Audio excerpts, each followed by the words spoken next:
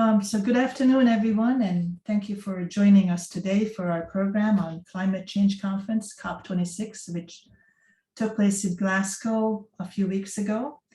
And with us today, we are pleased to have Assistant Secretary General Selwin Hart from the United Nations and Pete Ogden, Vice President for Energy, Climate and the Environment at the United Nations Foundation. And I'm Ann Nicol with the United Nations Association of New York. Climate change is the single largest issue facing the global community, and we're living in very critical times. There's not much time left if we want to keep our environment hospitable. Opinions differ widely on how best to do this, and the younger generation does not agree with the old. COP26 has been the largest global effort to address these climate issues, and Selwin Hart, who leads the UN's climate action team, will share his thoughts with Pete Ogden on the progress made at the conference and assess the global climate situation. Afterwards, we're going to have a Q&A, so you can write your questions in the bottom of your screen, and we'll try and answer as many as we possibly can for you. So now I'm going to turn it over to Pete. Great, thanks so much, and wonderful to be here today. Thank you so much for organizing this important and timely event. And you know, the Glasgow COP, the road to Glasgow was longer than people expected. It was a year, postponed by a year due to the pandemic. But it was also a year of many major developments that I think had it not been delayed, it would have played out differently. I mean, the last year saw some very positive developments in the run-up. You had the United States rejoin the Paris Agreement. You had pockets of activity at the publics in the private sector, subnational action, you know, as never seen before. On the other hand, it was also a year of unprecedented climate impacts. The pain, suffering, the human and economic toll was significant, even as we were dealing also with the significant toll of COVID. The Secretary General quite memorably termed the latest IPCC report which is the sort of preeminent climate science body of countries around the world, which was also issued this last year. He termed its findings the code red for humanity. So it was against that backdrop that we moved into to Glasgow, and tens of thousands of people, from world leaders to activists to CEOs to mayors, converged on Glasgow. And I think that the outcome there, and we'll get to hear more about this shortly, you know, was, I think, also somewhat schizophrenic. And with some significant areas of progress and some areas that you know, really remain and are going to be essential to resolving soon, because time is not on our side on this issue. Fortunately, and I'm quite honored to have the role here of handing this over to hear and learn from Selwin Hart, because he and the Secretary General have been at the forefront of efforts to try to maximize all of the success that could be achieved at the COP. And they've been not shy at all about speaking the hard truths to countries, even if it makes them uncomfortable about what needs to get done. And I think on some of his priority areas around phasing out of coal, around climate finance, he and Selwin have been, you know, enormous champions. And I think we have all owe a lot of appreciation to for what they were able to achieve, even as we know that a lot of the hard work remains to be done. So I will very eagerly turn this over to the Secretary General's top advisor on climate change, Selwin Hart. Thank you so much, Pete, and thank you so much to you and Nicole and all of the other colleagues. It was really great to see you in Glasgow, just briefly, and I really welcome this opportunity to share my perspectives on what Glasgow achieved. And at the outset, you know, it was quite clear that Glasgow would not be the COP where we solve the climate crisis. That was never the intention of Glasgow. so the title of progress or procrastination, I would choose progress. We made some progress, not enough. We have a long way to go, but the essential building blocks are there, and it will require really accelerated action over the course of the next few years. And you made a very good point in your opening, Pete, that the context of Glasgow was, I would dare say, unlike any other COP. We're in the middle of a global pandemic, and we're having this massive international meeting in the context of a global pandemic where there is a significant deficit of trust and credibility, and where we're seeing a growing divide between the global haves and the global have-nots, right? So that was an important context for Glasgow, and it really helped to define some of the outcomes and some of the issues that were discussed in Glasgow. For example, on COVID, issues of access to vaccines remains a major challenge to the developing world. On COVID recovery spending, 8 out of every $10 in COVID recovery spending has been spent in the developed world. And the levels of debt in the developing world are escalating to unsustainable levels. Little or no fiscal space in many parts of the developing world. If you're least developed country, small island developing state, or middle income developing country, your levels of debt have gone through the roof. You have limited fiscal space and limited access to low cost finance. And as you also said in your opening, Pete, this has been a year of unprecedented impacts across the world. Many of these unprecedented impacts have occurred in many of the developing countries who are facing massive lockdowns, massive unemployment, rising debts, and limited fiscal space. So this was one of it was this context that we entered Glasgow with, a significant deficit of trust and credibility, primarily between the developed and the developing world. And I said that to say that the fact that we left Glasgow with a consensus document that shows that there is some progress in the global response to the climate crisis shows that multilateralism can deliver. It shows that despite all of these challenges, that a multilateral process can still work.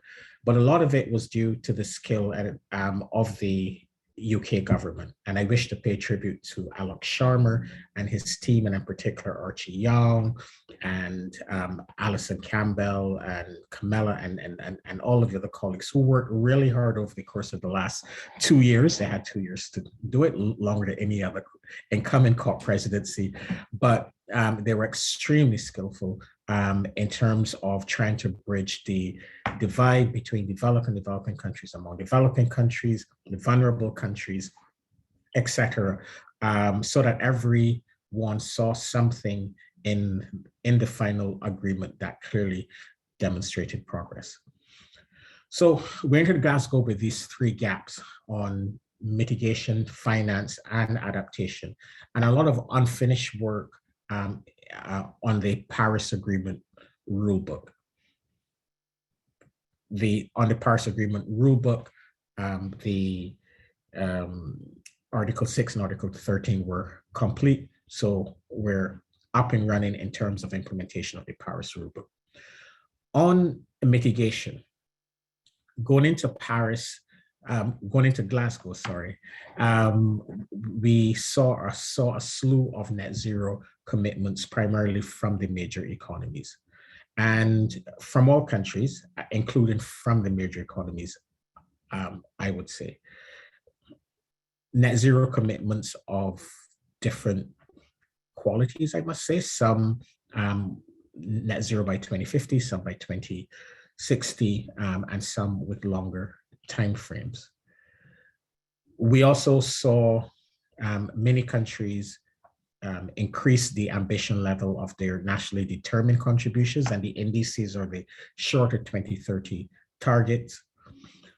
What we did not see, especially from the major economies, were NDCs that were aligned in many instances with the net zero commitments. Some did not update their nationally determined contributions, simply resubmitted their Paris or 6-year-old nationally determined contributions.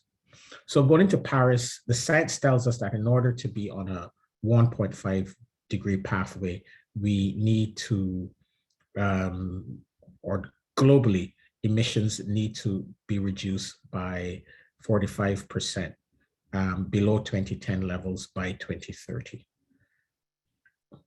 What we saw from the nationally determined contributions was, rather than a decrease in emissions, we will see an increase in emissions close to 14% above 2010 levels. So we still have that problem. We still have a massive problem as it relates to emission reductions over the course of this decade. It's great to have a net zero commitment, but what matters most now are emission reductions in the 2020s.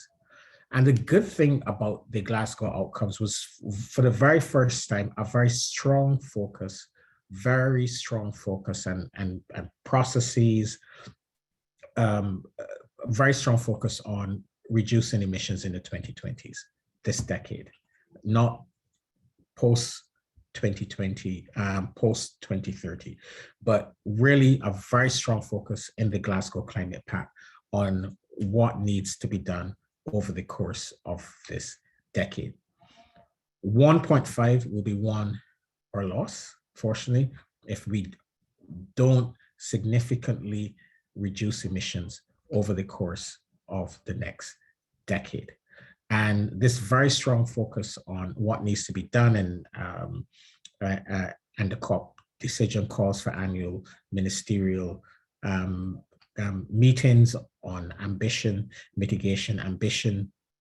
There is also a call for countries to return to the table next year with more ambitious nationally determined contributions. The synthesis report that collates all of the NDCs to show precisely where we are, that will be produced on an annual basis. Similarly, a new report on long-term strategies will be prepared to give us a snapshot of where we are and what is the extra effort needed. Of course, having these process outcomes are great. It shows that there will be political attention paid to reducing emissions in the 2020s. But it's absolutely essential what is done outside of the formal negotiating process. Countries need to be supported. Countries really need to strengthen their internal political systems, put the policies and measures in place to reduce emissions in the 2020s. And this is one of the reasons why that at Glasgow and after Glasgow, the Secretary General has been pushing and advocating for coalitions to be formed around many of the key emitters, similar to what was done and announced in Glasgow for South Africa, that will support these countries to accelerate their transition away from coal. For the very first time in a COP decision, and I myself was surprised, there's a reference to coal. I know some would have wanted that reference to be stronger, but for the very first time, there's a strong focus in a COP decision on phasing down coal. And as we know, ending the global addiction to coal is the single most important step for keeping 1.5 degrees within reach. In Glasgow, we heard from Indonesia, one of the countries with the biggest coal pipeline, one of the globally one of the largest users of coal, that they are willing to phase out coal at the latest by 2040 if they can receive international support. So the SG has been advocating for developed countries, international financial institutions, private companies with the finance, but also the technology and know-how to coalesce around many of the key major emitters. Of course, it must be, as it was with South Africa, a country-led process to help these countries to accelerate this their transition away from coal. So while this is not something that is embedded in the UNFCCC process, if this works, if it's able to deliver many of these large economies and deliver them away from coal, this will be an important legacy emerging from Glasgow. So on the mitigation side, we definitely need to see more. 1.5 is still alive, but as the SG said, on life support or hanging on a thread. And this critical decade, this decade will be essential in keeping 1.5 within reach and what needs to be done. Secondly, on the finance issue, we got the delivery report on the 100 billion, which shows that the $100 billion commitment or goal will not be met by until 2023. Of course, this was met with great disappointment by the developing countries. But the process of preparing this delivery report, I think, was a good one. It showed a commitment on the part of developed countries to be more transparent in terms of how they report and how they deliver on the 100 billion. And in my view, it was a step in the right direction. However, the 100 billion issue needs to be taken off the table in terms of being delivered as far in advance of 2025. Countries have been able to mobilize 17 trillion in response to COVID, money that was needed and well spent. And it's worrying and absurd a bit that they've not been able to bridge a $20 billion gap in terms of the 100 billion when the need is absolutely there. On the finance issue, there was also lots of discussion outside of the formal negotiations on the issue of private finance and the trillions that have been mobilized through the GFANZ network and others in support of net zero, and how to deliver those trillions, many of the trillions that have been mobilized in support of climate action and ambition in the developing world. Now, we need significant progress on this. We cannot solve and will not solve the climate crisis with 100 billion. Estimates put the annual investments that will be needed to effect the energy transition alone at around $2 to $4 trillion a year. So we need private finance, significant private finance at scale. And the role of the multilateral development banks in terms of serving as a bridge between public and private finance will be needed more than ever.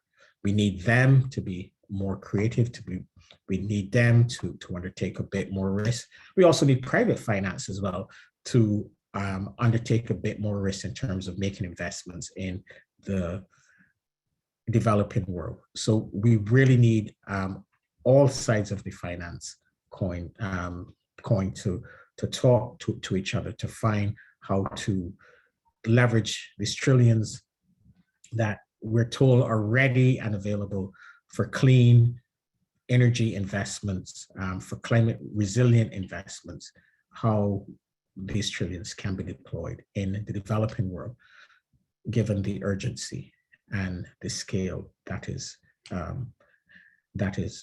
required. On finance, the COP decisions and outcomes also address issues of access, which are issues of particular concern to the small and vulnerable countries, as well as middle income developing countries. And in particular, it addressed issues related to eligibility to climate finance or to development finance, as well as issues around the bureaucracy and the red tape associated with access to climate finance. In terms of follow-up, these are issues that can't be followed up in the UNFCCC. These are issues that would need to be taken up at the OECD, as well as the boards of the multilateral development banks, as well as the boards of the dedicated climate funds, like the Green Climate Fund and the Global Environment Facility. So it's therefore absolutely critical that we have champion countries, developing countries, who sit on the boards of the MDBs, or major shareholders of the MDBs, who are countries who are members of the OECD, DAC, or countries who sit on the boards of the Green Climate Fund and other dedicated funds to really champion the access issues, because that's where these issues will need to be taken up. And on adaptation, I believe that there were great strides on the adaptation front. As you know, going into Glasgow, the Secretary General championed a very specific acts on adaptation finance. He called on donors and MDBs to allocate at least 50% of their climate finance towards adaptation and resilience. 30 years of climate negotiations, and after 30 years, adaptation finance attracts a mere quarter. And this is probably the largest proportion or percentage of total climate finance that we've ever had. 25% of total climate finance goes towards adaptation and resilience. That 25% translates into $20 billion a year. And there are estimates coming from the UN, from UNEP, that the cost of adaptation to the developing world could be as much as $300 billion a year by 2030. And we know that early investments in adaptation and resilience, they save lives and protect livelihoods, right? So if you're invested in early warning systems, climate resilient infrastructure, the payback is absolutely enormous in terms of saving lives and protecting livelihoods. In the COP decisions, there was a commitment to double adaptation finance from 2019 levels by 2025.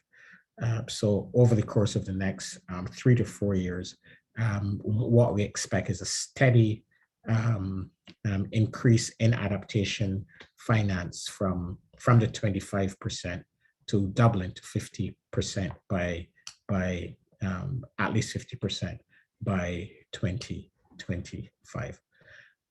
In order for this to work, it will require creativity and strong commitments from the MDBs, from the bilateral agencies, to support the developing countries to build robust project and program pipelines.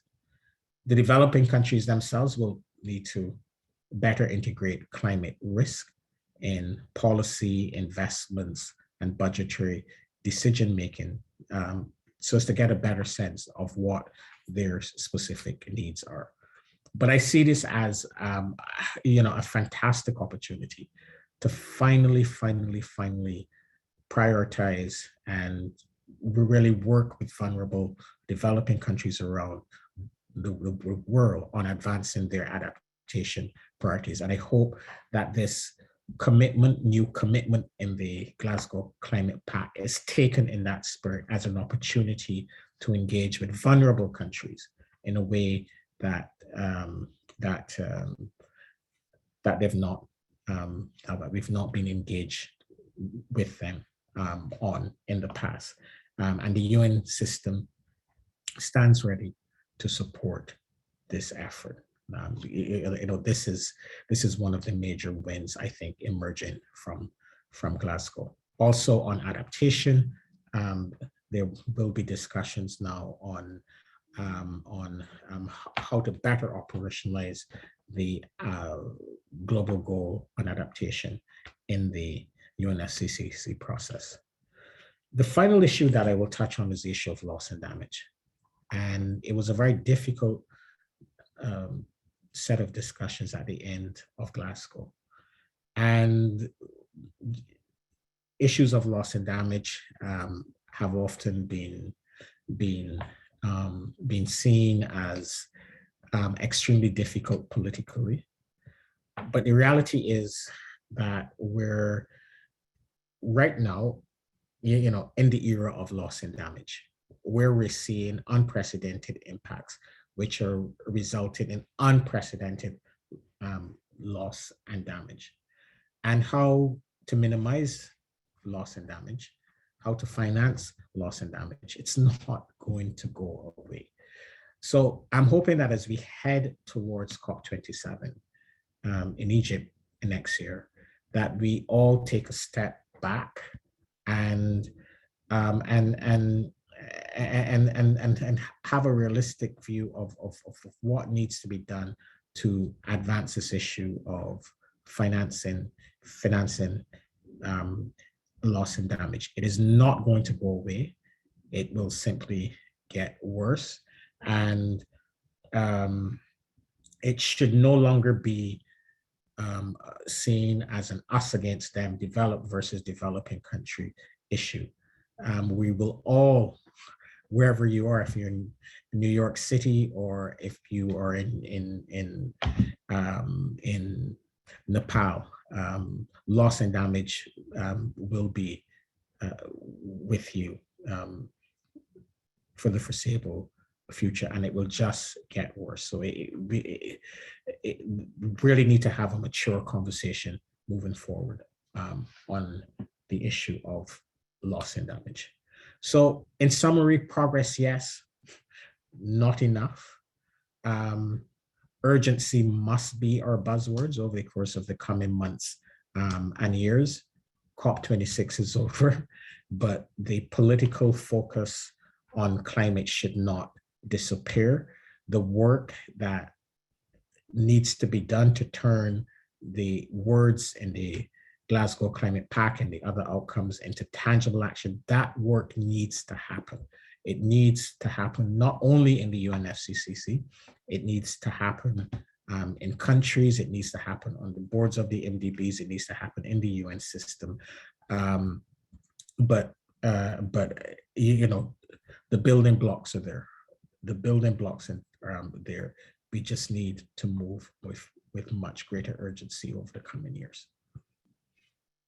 Thanks so much, Selwin. That was the most efficient and clear distillation of what happened in Glasgow that I've heard, and I've heard a lot of people try to summarize it. So that was incredibly valuable to me personally, and hopefully the audience as well. I wanted to pick up just specifically, if I could, on the issue you mentioned at the very end, which is about how to turn the process of turning the commitments into tangible action. And as you alluded to at the top, you've been known to go to a COP now and again. Were there things that happened at the COP outside of the kind of formal negotiation process that you think that struck you as, very, promising in terms of areas where you thought, give hope that some of this, the tangible action could be generated? Were there any particular initiatives that struck you as, not to play favorites, but any that for one, I know you had your hands full, you were racing around on the ground in the middle of the negotiations, but are there areas where you think, areas for me and the audience here to keep our eyes on? Yes, really great question. And in terms of some of the outside plays that occurred in Glasgow, I will mention three. What we're seeing now from young people in terms of how they're mobilizing, being very specific, very demanding. Youth mobilization has grown leaps and bounds, and and that gives us hope. Young people are making their demands, they're being very specific, and they're mobilizing and supporting each other. The second, and this applies to other groups as well, but I really just wanted to single out the young people. The second was the South African deal that I mentioned earlier. The fact that there was this group of countries that worked with a developing country, with a very specific set of objectives, and as I said earlier, we're really hoping that can be amplified.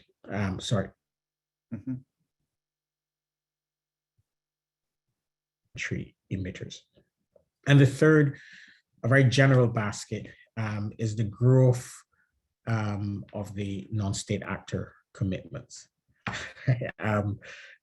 Pete, you were around in 2014, you were around in 2019. And in 2019, when the Secretary General held his climate summit in 2019, we saw these initiatives and coalitions emerge. At that time, they were merely coalitions of the willing. Now you're seeing almost entire sectors move towards net zero. So the sheer size of non-state actor commitments at Glasgow, they were part of the Race to Zero dialogues, GFANs, some of the initiatives that were launched at the Climate Summit have shown tremendous growth. Poor and Past Coal Alliance, the Secretary General's Net Zero Asset Owners Alliance grew from 2 trillion to well over 10 trillion in just a matter of 2 years. The sheer size and pace of these commitments from the non-state actor world was extremely impressive. But with this growth has come questions around credibility, questions that must be answered. Most of the commitments are serious, not just well-intentioned promises, but are serious. Many of the actors in this space have full board support. Many of the commitments that have been made towards net zero are backed up with verified interim targets, but there is no one framework for measuring, reporting, and verifying commitments from non-state actors. And in the lead up to Glasgow, the Secretary General heard this concern. He recognized that there was a serious gap.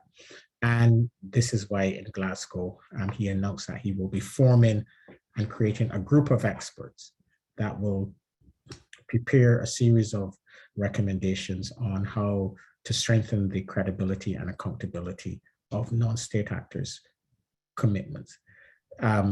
We believe that there needs to be something to separate the good and the credible from the not so good and the credible, and it will help those who are willing to step forward and make a commitment if there's some degree of certainty on what the expectations are for them. So we're hoping that over the course of next year, this small group of experts will be able to undertake its work in a very transparent and open way, really, and deliver a number of series practical recommendations on how to strengthen the credibility and accountability of these non-state actor commitments. But as I said, the sheer scale and breadth of these commitments over the course in Glasgow was by far one of the most impressive things that I've seen at a COP, and it dominated on many of the days of the COP. These announcements were the dominant theme of those days. It's a great, I'm glad you raised that, because I think that to your point, the question, while, you know, where there have been ambitious commitments made, it's important to be able to demonstrate that they are being executed against, and people are living up to those commitments. And it's interesting because you were specifically speaking about how the Secretary General has with this expert group is helping to provide some of that to the non-state, non-national, non-federal kinds of commitments around net zero. Though, you know, one of the questions that came through from the audience was about how you ensure more accountability from the countries themselves, and the question was, is there any oversight to ensure that countries that made commitments at COP26 will follow through on their commitment? Were there specific benchmarks to ensure each country achieves certain standards by certain dates so the broader goals can be achieved? And I think it's an interesting kind of highly related question, right? I mean, if you have these subnational interests that we're talking about all reside inside of countries, right? Whether you're or under multiple countries. So this dynamic between the idea that there's sort of one class of action, which is federal action, and other clear baskets of action that are subnational or private sector, I think you're seeing a lot of that eroded. And in that distinction being eroded, you're seeing some of the questions we used to always ask about national governments. How do we know that the US government is going to be able to achieve what its climate targets are? Well, I think that that will be answered not just by what this administration does, but by what Ford does, and what our governors do. And so I think it's an interesting development. And I don't know if there's other, if you think, or how you see this kind of playing out over the next year, because we already know there's going to be another COP. The countdown's already begun. It's going to be in Egypt next year. You've talked about the decade, what needs to get done in the next decade. What are the kind of things that you're looking for in this shorter window over the next 12 months to make sure that we can be successful, in this narrow window of time? Yeah, thanks. A really great question, and I answered a similar question just a few hours ago, and we need to see a much greater sense of urgency across the board. Right? We need to see a much greater sense of urgency around the emission reduction plans of countries. So over the course of the next 12 months, we need to see these coalitions created and working and delivering. We also need to see more serious commitments coming from non-state actors aimed not only at net zero, but what are your short-term benchmarks? What are your short-term and interim targets? We also need to see much greater, more urgent action taking place on the public finance side, in terms not only of the 100 billion, on the 100 billion, but also addressing some of the access issues, which I believe are low-hanging fruit, absolutely low-hanging fruit. For example, reviewing the eligibility criteria so that per capita income is no longer the only measure for accessing low and grant financing, especially when one is addressing climate change. Working expeditiously to reduce bureaucracy and red tape at the MDBs and the climate funds, the Paris alignment plans of the MDBs, Um, uh, that work needs to be accelerated so that there's clarity that the policies, provisions, and lending instruments, and all the operations of these banks are fully aligned with Paris. That type of work needs to be accelerated. On the adaptation front, we need to get those pipelines developed. We need to go into countries. We need to be creative. We really need to help them to build the capacities to develop ambitious adaptation and resilience plans. So it's not an either or. And I hope that as we look at what needs to happen over the course of the next year, I would dare say the next 2 to 3 years, to ensure that the building blocks that were decided on in Glasgow have flesh on them. That needs to be our priority as we head towards COP27 and after COP27. We really need to make urgent and ambitious advances across all of the relevant building blocks. What I would also love to see ahead of COP27 is what I said earlier on loss and damage. We really need the grown-ups in the room to take a step back and say, and have an honest discussion on what needs to happen to support and to address, not only support, but to address what will be increasing loss and damages associated with the climate crisis.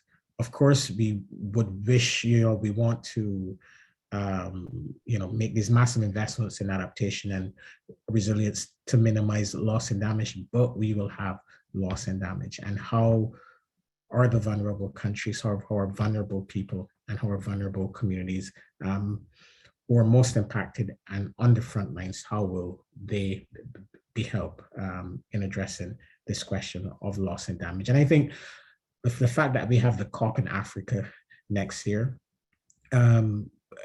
it presents us with a really great opportunity, given the vulnerability of the African region to climate change, for us to make significant strides on loss and damage.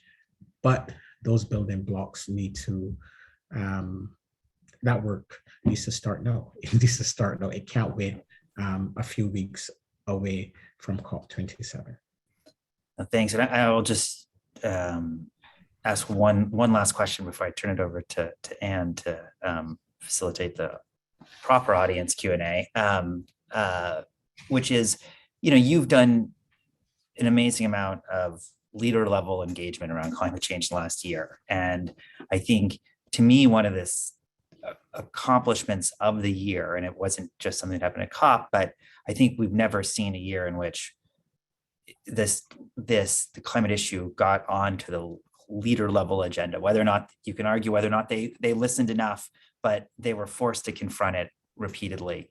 I mean, I guess my hope is that one of the accomplishments of the year is that it's permanently now on their agenda. It wasn't just that this was a big COP.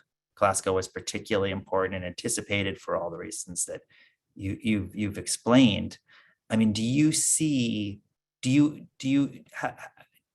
have confidence that there's enough momentum now that there are something like 120 plus world leaders, right, who flew to Glasgow? I mean, do you feel like this year was going to be successful in keeping this on their agenda? I know you will do everything you can do to give them no choice, but I don't know. Are you left feeling more hopeful about that, or do you think that we may just see it slide back down as it sometimes does after kind of a big moment like this? And no, I think it will remain a focus of global leaders. It helped last year that we had the UK as not only COP president, but also as president of the G7, and Italy as G20 president. I think next year with Germany and Indonesia, that we'll see this continue to see a very strong focus on climate. But what is also great and what is different from previous years was the high level of attention from ordinary people, right? Who, in the middle of a global pandemic, climate was one of the priorities that they focus on. Young people mobilize at an amazing scale, and I don't think that will go away. Young people have made, young people have made some extremely strong demands. I know many of them were very disappointed with the outcomes of Glasgow. They felt that governments did not go far enough, and we need them to keep up the pressure, right? And I believe that they will keep up the pressure as we head towards COP27 and beyond. Next year, we will also see a number of reports, including the final or the synthesis report from the Intergovernmental Panel on Climate Change, which, if anything, will reaffirm what we heard last year, that we are in serious trouble and that the climate crisis is a code red for humanity. So over the course of next year, I think that there will be enough to continue to hold the attention of leaders, but more importantly, the attention of the global public and global civil society. We need them to continue to press and to push governments to be even more ambitious. We have COP27 in 2022. The SG has also decided that he will convene a leaders summit in 2023 that will focus on ambition. And in 2023, we also have the global stocktake, which is one of the key mechanisms of the Paris Agreement aimed at increasing ambition. So we really need to lay the building works, the building blocks and the groundwork to ensure that 2022 and 2023 are moments where we can use to leverage higher levels of ambition on both mitigation, on mitigation finance and on adaptation. Thanks. Okay, so thank you very much for giving these insights into the issue, Selwin and Pete, and it's always very compelling when we can get information straight from the source, and which in this case is you, Selwin. And I would like to thank you and Pete for giving us this view into the global plans for addressing this critical problem. And this is a topic which I'm sure we will cover going forward as long-term strategies become more apparent. So I'm going to turn it over now to our communications associate, Carlo Ladd, who will ask some questions from the audience. So Carlo, go ahead. Thanks so much, Anne, and thank you very much to both of our speakers for this really insightful contribution to this discussion. We're honored to have you with us here today. So we have a couple of questions coming in, and anybody in the audience, please feel free to submit more questions via the Q&A box at the bottom of the screen. Unless the questions are directed at a particular speaker, I'll just ask them, and either of you feel free to jump in. So first question, is there any oversight to ensure countries that made commitments at COP26 will follow through on their commitment? And were there specific benchmarks to ensure that countries achieve these goals by certain dates? Yes, so the Paris Agreement framework, when a country submits its nationally determined contribution or its national climate plan, there are systems embedded in the Paris Agreement to measure, report and verify that a country will meet this commitment based on what is communicated in its nationally determined contribution. So if a country commits to reduce emission by XX%. It goes through both a technical and a political review process under the Paris Agreement to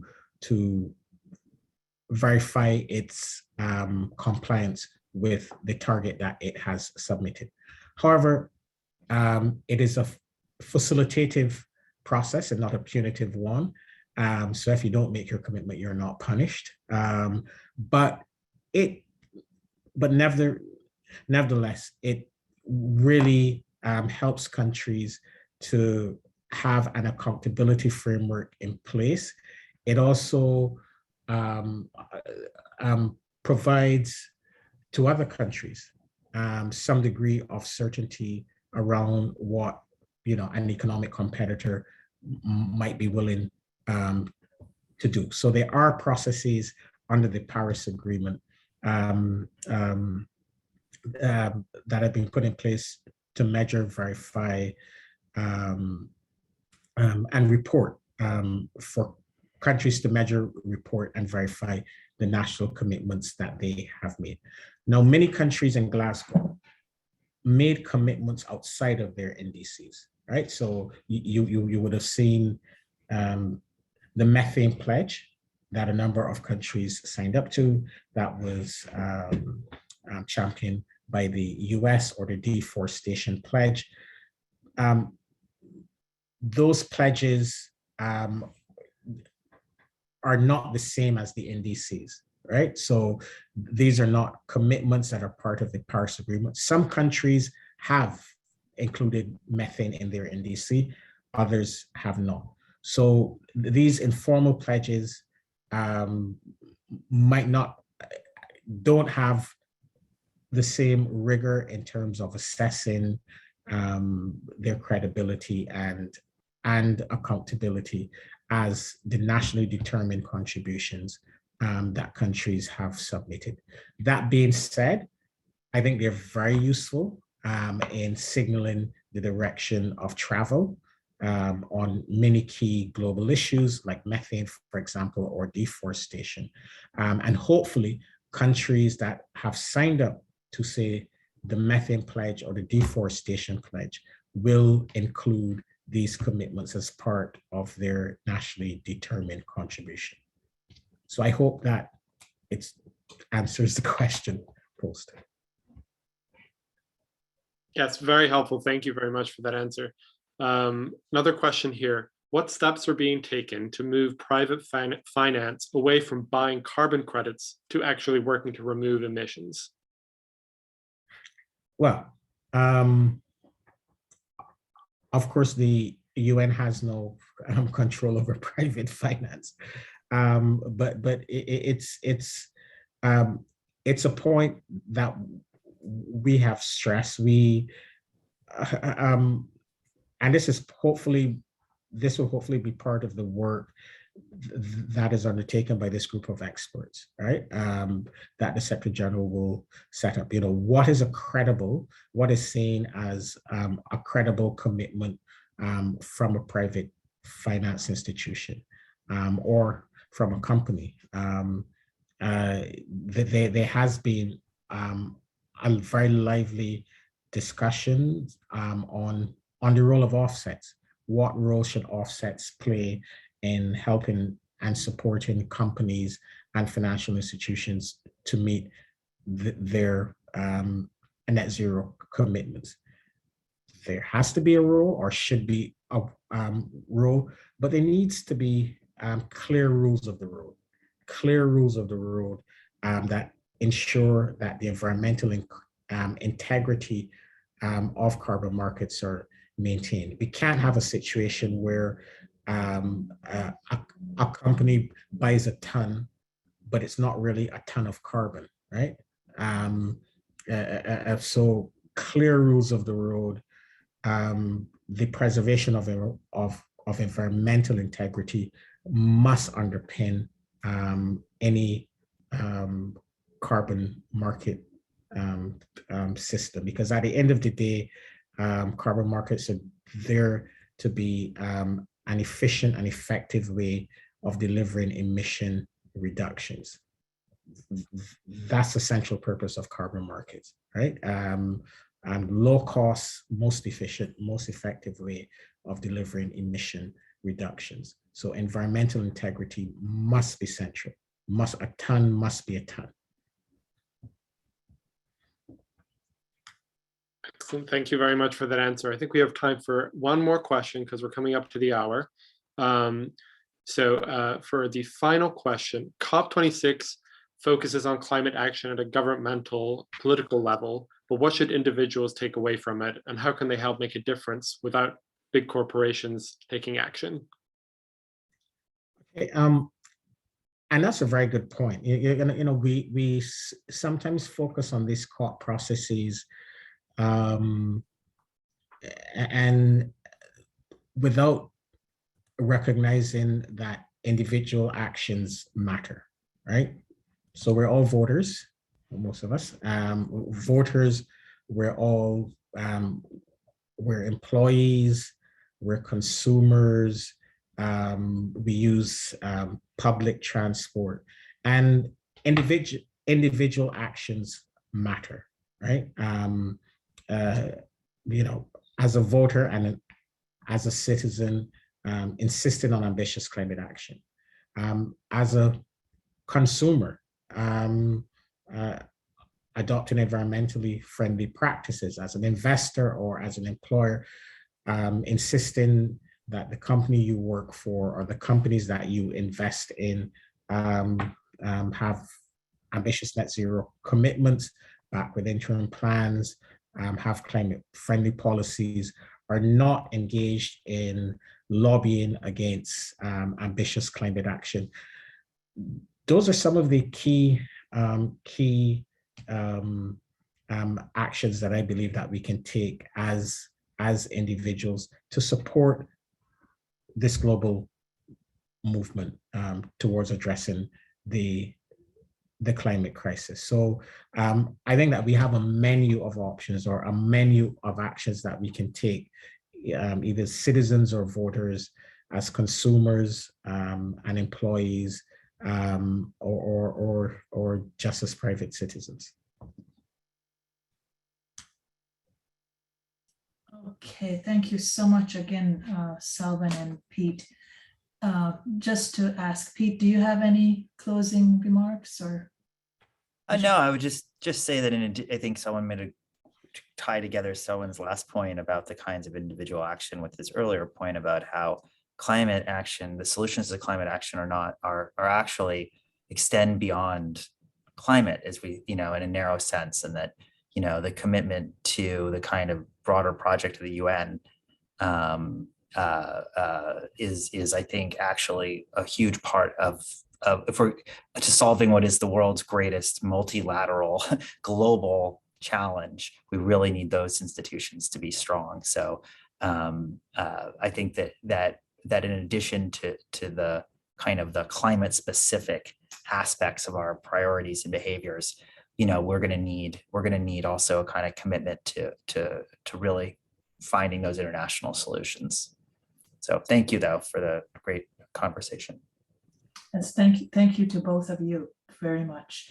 So my closing remarks are always trying to recruit new members.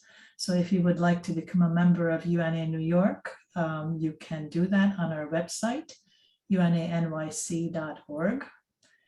And then if you wanted to advocate for the United Nations, you can browse through UNA USA's campaigns on our website also. And our next event will be in 2 weeks, December 15th, with Clarissa Ward, who I'm sure many of you know from CNN. She's a foreign correspondent. She's going to be discussing her book On All Fronts, The Education of a Journalist. So we look forward to having her and also hope that you can make that event as well. So thank you all again. And hope to see you and have a wonderful day. Thank you.